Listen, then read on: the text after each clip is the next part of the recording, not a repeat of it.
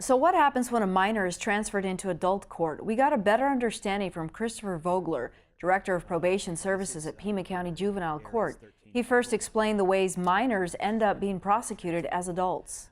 The first kind of kids that are transferred to adult court are automatic transfers. They're serious offenses, murder, forcible sexual assault, violent crimes, that are charged immediately in adult court for kids that are 15 years or old. They are 15 years old or older. And then the second class is called discretionary. Those are kids who are 14 years old or older who commit any of those serious offenses or some slightly less serious offenses, but also serious felonies. Also included are kids that have a history of felony offenses. So we call those chronic felony offenders, kids that have 2 or more prior felony adjudications. Those kids end up going to adult court for new felonies. That's kind of a 3 strikes kind of rule. And then the final way that kids get transferred, we would call judicial transfer. It's a process where the county attorney files a petition, the probation officer does an investigation, writes a report, and the judge considers all the evidence before deciding who to transfer. Vogler says the county is prosecuting fewer minors as adults. He says that's in line with national trends on crime, which federal data shows decreasing. The Office of Juvenile Justice and Delinquency Prevention has tracked a steady decline in the number of minors between the ages of 10 and 17 arrested for all crimes.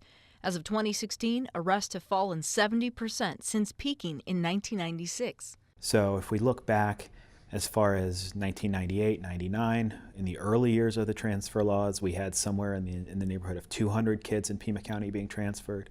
In the more recent years, we're looking at more like 60 or 70. Vogler says Pima County does not specifically refer minors for prosecution as adults as a way to deter crime. When we talk about sending a kid to prison, the positive relationships with either family or other people in the community that contribute to success generally go away.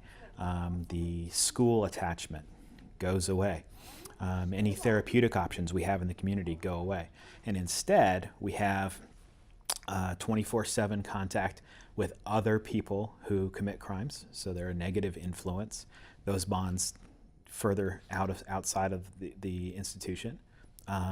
Kids come out generally worse off. So on a long-term basis, if you've decided we're going to prosecute this youth as an adult for this felony, we're now opening up the door to these long adult prison sentences and then an adult probation department that's really designed for adults.